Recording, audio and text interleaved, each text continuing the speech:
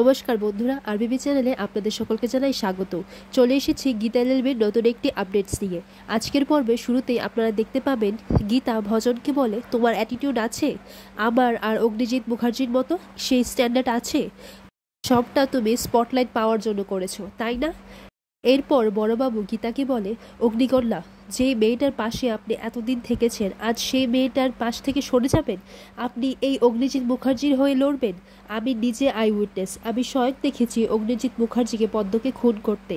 এরপর গীতা বলেন, না, আমি পদ্মর পাশে ছিলাম আর পদ্মর পাশেই থাকবো। এতদিন পদ্মকে আমি দু হাতে ধরে রেখেছিলাম, আর এখন এক হাতে অগ্নিজিৎ মুখার্জি আর আমার আরেক হাতে থাকবে পদ্ম।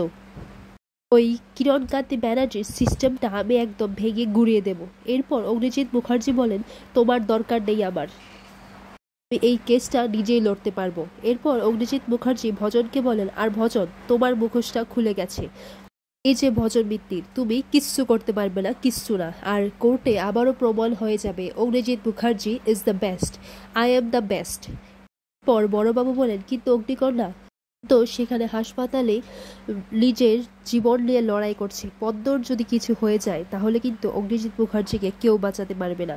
শোনার পর গীতা বড়বাবুকে বলে, আমাকে এক্ষুনি হাসপাতালে যেতে হবে। গীতা চলে যাওয়ার পর ভজন অগ্নিজিৎ মুখার্জির পায়ে ছুঁয়ে বলে, আমাকে আশীর্বাদ করবেন না? কালকে আমার প্রথম কেস, আর কালকে এই কেসটা আমি জিততে যাচ্ছি। পর অগ্নিজিৎ মুখার্জি ভজনকে একটা থাপ্পড় মেরে বসে। পর ভজন মিত্তির বলে, এই অগ্নিজিৎ মুখার্জি, আপনি আমাকে চড় মারলেন, এই চড়টা আমি মনে রাখবো। কালকের কেসটা আপনি হারতে যাচ্ছেন। আজ আপনাকে চড় দেবে, আপনার মুখে থুতু ফেলবে, ইট ছুঁড়ে মারবে, সবাই একেবারে আপনাকে বেলে ফেলে রেখে দেবে। আইন আপনাকে সাজা দেওয়ার আগে আমার জয়যাত্রা শুরু হবে কাল থেকে। আপনার ক্যারিয়ার ফুল স্টপ। এটা বলেই ভজন সেখান থেকে চলে যায়। এরপর অগ্নিজিৎ মুখার্জি ভাবুক হয়ে বলেন, আমি ক্রিমিনাল নই, I am not a criminal. আমি পদ্মকে কি করে মারতে পারবো? আমার বাড়িতেও তো মেয়ে রয়েছে, আমি নারীদের সম্মান করি, আমার জীবনে একটা এথিক্স আছে।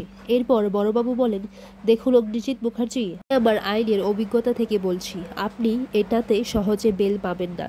এটা আপনিও খুব ভালো করেই জানেন। You are in a big trouble Agnijit sir. অন্যদিকে দেখা যায় হাসপাতালে মিডিয়া সব কর্মীরা চলে এসেছে আর তারা খবরাখবর দিচ্ছে। এমন সময় গীতাকে দেখতে পায়। গীতাকে দেখে সওয়াল করতে শুরু করে দেয়। গীতা বলে, এখন আপনাদের কিছু জানাতে পারবো না। এরপর মিডিয়ার লোকেরা গীতাকে ভুলভাল প্রশ্ন করতে শুরু করে। উত্তরে বলে, প্লিজ আপনাদের দোহাই হই, আপনারা এই সমস্ত কথাবার্তা বলবেন না, আর আমি পদ্মর পাশে ছিলাম আর পদ্মর পাশেই থাকবো। দিকে দেখা যায় ঠাম্মি চিন্তায় পড়ে গেছে। এরপর ঠাম্মি গীতাকে ফোন করে।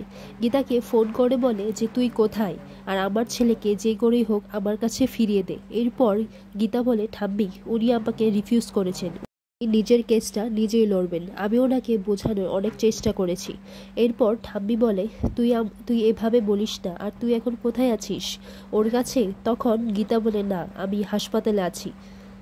আমি গীতাকে এটাও বলে, আমি আমার ছেলের মুখ থেকে মা ডাকটা শুনিনি, এই যন্ত্রণা নিয়ে মরতে চাই না। এরপর গীতা বলে, ঠাম্মি, যে ছেলেটা আপনাকে কখনো সম্মানই করেনি, আপনি সেই ছেলেটার জন্য কাঁদছেন? পর ঠাম্মি বলে, ও আমাকে মা বলে মেনে নেয়নি তো কি হয়েছে, তো ওকে নিজের সন্তান বলে মেনে নিয়েছি। এরপর ঠাম্মি গীতাকে জিজ্ঞেস করে, পদ্ম কেমন আছে রে?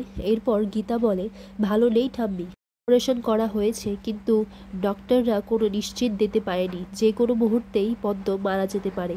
আর পদ্মর যদি কিছু হয়ে যায় না ঠাম্মি, তাহলে অগ্নিজিৎ মুখার্জিকে স্বয়ং ভগবানও বাঁচাতে পারবেন না। ঠাম্মি বলে, তুই এমন করে বলিস না রে, তুই একজন অ্যাডভোকেটের পাশাপাশি গৃহবধূও, তুই এভাবে শ্বশুর মশাইয়ের হাতটা ছাড়িস না। তোকে লড়তেই হবে, আর এটা হলো তোর জীবনের থেকে বড় পরীক্ষা, তোকে জিততেই হবে। এরপর ফোনটা রেখে দেয়। এরপর এলিনা আর মেহেক এসে বলে, ঠাম্মি, তুমি চিন্তা করো না, সব ঠিক হয়ে যাবে। এরপর ঠাম্মি বলে, তোরা আমার ছেলেকে ফিরিয়ে এনে দে। তখন ঠাম্মি এলিনাকে বলে, তোমাকে একটা কথা বলি, আমি জানি তোমার খারাপ লাগবে, কিন্তু পরে তো তুমি সেটা জানতেই পারবে। এরপর ঠাম্মি এলিনাকে বলে, ভজন অরিজিতের বিরুদ্ধে কেস ফাইল করেছে, আর এই কেসটা ওই হ্যান্ডেল করবে। এরপর এটা শুনে ভজনকে ফোন করে। এলিনা বলে, তুমি এটা কি করছো, তুমি জেঠুর বিরুদ্ধে কেস ফাইল করেছো? এরপর ভজন বলে, হ্যাঁ, আর তুমি কি এইসব আইন বুঝো নাকি, আর তুমি এসবের মধ্যে একদমই ঢুকবে না। এরপর এলিনা বলে, তুমি বুঝতে পারছো তুমি কি করছো? এটা আমাদের বিয়ের উপর কী প্রভাব পড়বে সেটা তুমি বুঝতে পারছো? ভজন বলে, বেশির থেকে বেশি আর কি হবে, আমাদের বিয়েটা ভেঙে যাবে। তখন এলিনা বলে, ভজন তুমি এসব কি বলছো?